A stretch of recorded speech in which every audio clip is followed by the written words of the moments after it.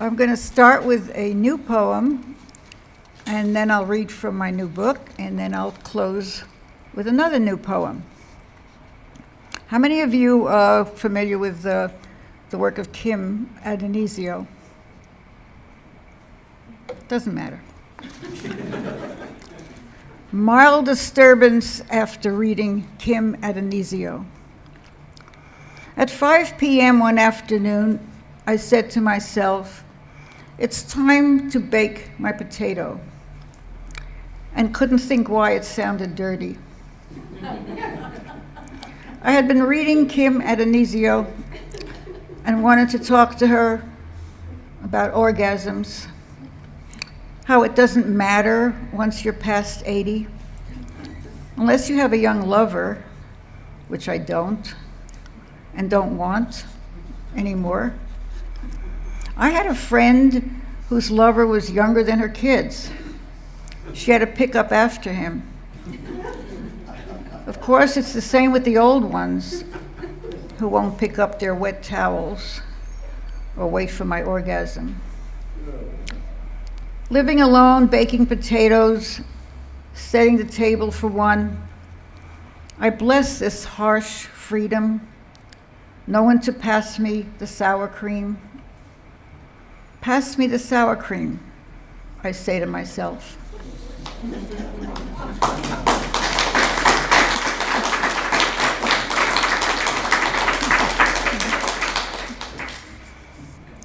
Lunatics love Neruda, believe it or not. 20 years apart, two lunatics gave me copies of Pablo Neruda's 20 love poems and a song of despair. Inscribed them with tidings straight out of their soiled hearts. One swore not to hurt me and branded me with scars of betrayal, which I sometimes pass along. The other scribbled Greek or Hebrew letters across the first 4 pages, who could tell what from what, their scattered angles obscuring their truth. He'd walked out of Barnes & Noble without paying for the book. Small crime in context. Shouldn't I be grateful each year swallows the years that have gone before? Time passes otherwise undigested in breakout flashbacks. One day, filing like a librarian instead of a fatalist, I come across the 2 books as if one had given birth to the other, their twin presence reminding me I'd never read Neruda's love poems. What a morning to be granted a second chance, to read the master in maturity, to be given the gift of pause, to pardon the reckless promises humans make in unguarded handwriting. Age makes desire manageable. Barely. It is possible to visit Neruda for the first time, possible to fall into his mercy the way I dropped from the womb into somebody's outstretched arms.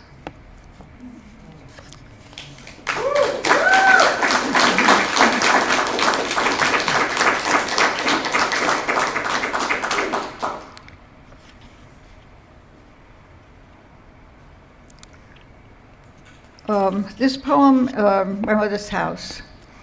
Several years ago, I had the opportunity to visit the area where my parents came from in Eastern Europe. They had told me they were Hungarian. It turned out the borders kept moving, and it was part of the Ukraine, actually. It was really hard to get there, but it was very exciting to be able to do that. And where my mother was born was just a village, and it looked like it hadn't changed. This was like 100 years later after her birth. So this is about her house. My mother's house is gone from here, where I stand. Not the exact spot, which I don't know, was never told, I never asked, but somehow have the village name, which is hard to say after some syllables got sheared across borders past Hungary's eastern edge, became Ukraine, the language so roughened the burghers broke pens to spell it, broke teeth to say it, chained their leaders, changed their dances, though paprikash and cabbages still reigned. I'm sure it was near these falling down hovels, she said, wedged low in front of a green, tall mountain beside a small river, really a stream, so cold it kept meat fresh from winter to summer. I can hardly breathe. Why this joy when she is long dead? Is it because I know something I never knew before and still don't? But I am here, and whatever of her she left before she left, that child, those sisters, the brother that went off to war and came home addled, the orphan she became, that barefoot life, what it is to live in snow and planting seasons, what it is to dig into the earth, milk a cow, fear soldiers on horses, drunken neighbors with mouths full of curses. That's still here. I feel it. Her fear. I feel her here.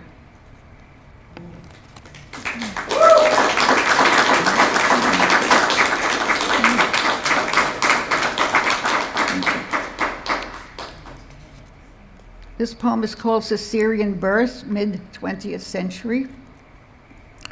I think most of us have heard the myth that it was named after Julius Caesar. That's how his mother, that's how he was born. It's not true, it's a myth. Remember Marco Rubio sipping water during a speech? So that's my daughter over here, and that's how she was born.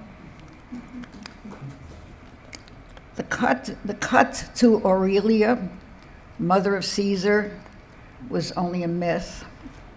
But my impeccable first daughter, I was sliced open, and you were ripped out pink and bawling to save us both. Someone showed me toenails too swift to take in, then whisked you away, would not let me claim you 9 heart-sick days. Some rumor of contagion afflicting the corridors. They taught me sneaking. I soft-slippered down to the nursery window. I think I waved, but the doctors held sway. Slipped pills into my food, the way they do with prisoners.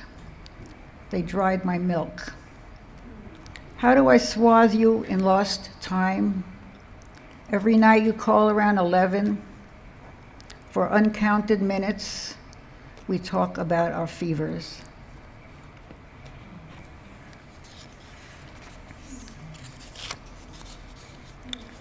I think so. I'm sure some of you have had the experience of having to go to a mortuary and make arrangements for a loved one. And so that job fell to my sister and I some years ago, many years ago.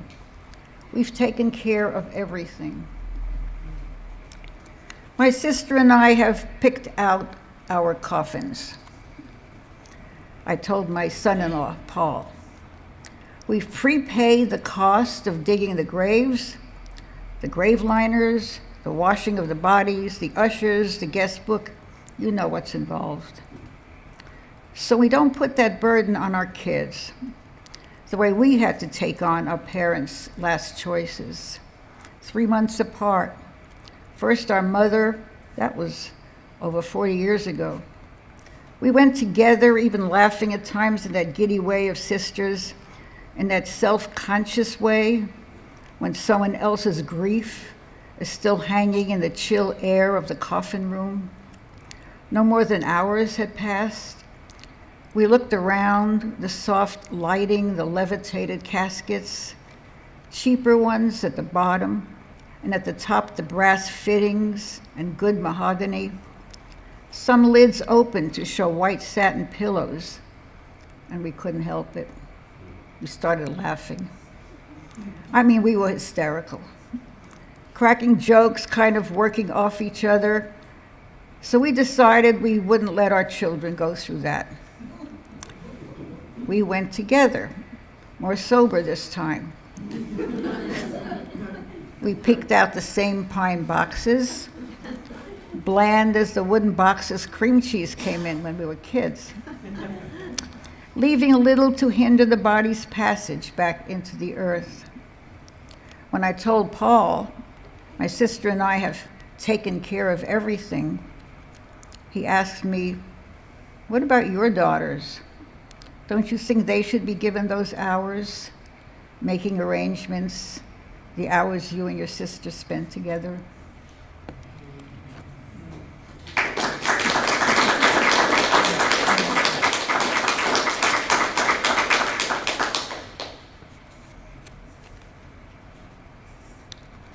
Anybody here ever been rear-ended?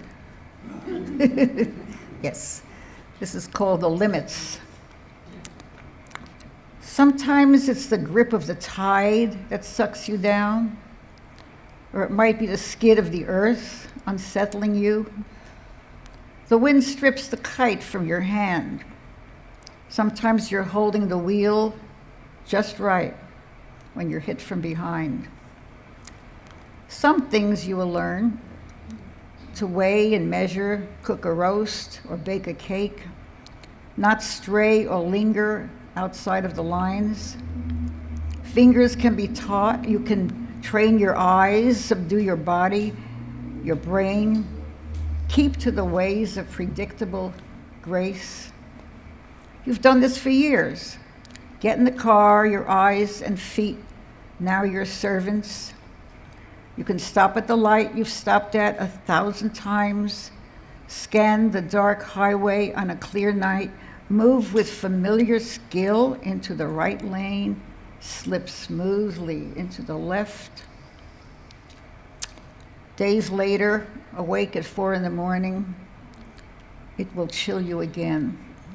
You'll recall the hit, then the spinning. You don't know if it's you or the ground, the spinning, the endless spinning, and your hands as useless as everything you know.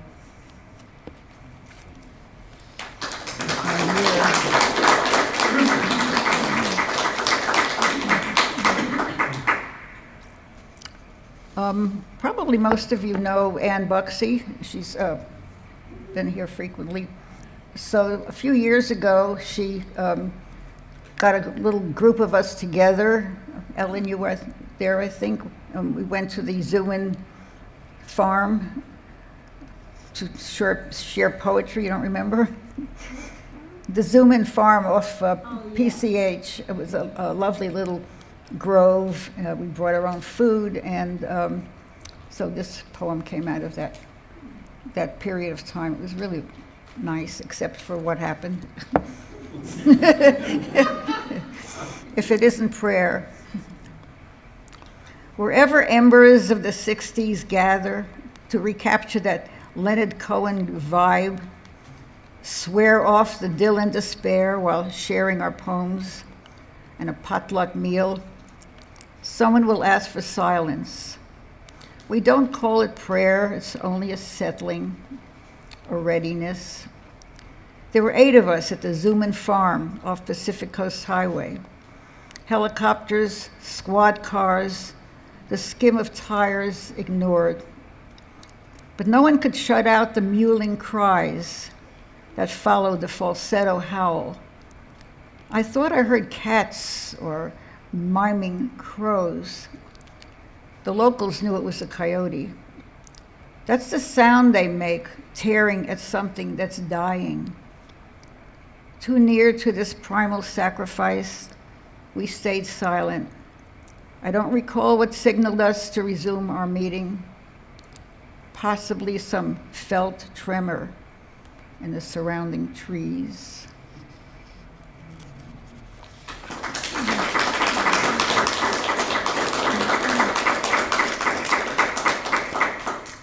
And Ann Buxey is responsible for the next poem, too. She had an event at her house one time a few years ago, and the theme was shoes. I have no idea why the theme was shoes. But you know, poets, grist for the mill, whatever pops into our heads. So this is called Shoe Confessions. If only Neruda had glorified pumps instead of cucumbers. If Keats had immortalized one pair of wedgies, I would not need to dredge memory for metaphor. My baby shoes never bronzed our history. I turned 13. My mother bought me the shoes I loved best. Some dark, nappy fabric, cinnamon leather trim. She gave me grassland and ground. I grew tall and taller, bobbled on stiletto heels. Some saw my eyes, some looked below my knees. A man fell in love with my notorious instep.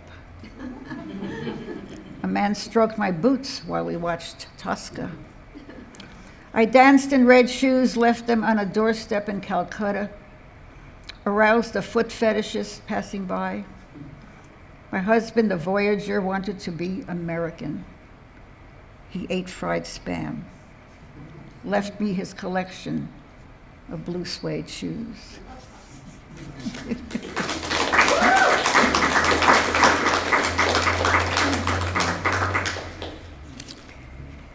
Yeah, he was my husband was a Holocaust survivor. He lived a good life, but there was always a basic underlying sadness. It's like post-traumatic stress disorder. So this poem is for him. I thought to shake him out of his grief. He'd taken up painting weekends. I thought it was salient. He wouldn't try therapy, wouldn't take pills, wouldn't smoke grass, or join a support group. Maybe getting an old sadness down on canvas would tamp down the dreams that shattered his sleep. At first he copied, then went abstract. And then came the tumble, hunched over bodies, bleached white spaces. I thought to shake him out of his grief. I thought he'd find relief in happier themes. And I said so, and so he ceased painting. Later, I found one he never finished. Two figures, female and male, shoeless, embracing their heads nearly touching, their backs to the viewer, appear to be walking toward the sea or into the sea. It's hard to tell. And all these years, I've walked behind them. Turn around, I say to them, so I can see your faces.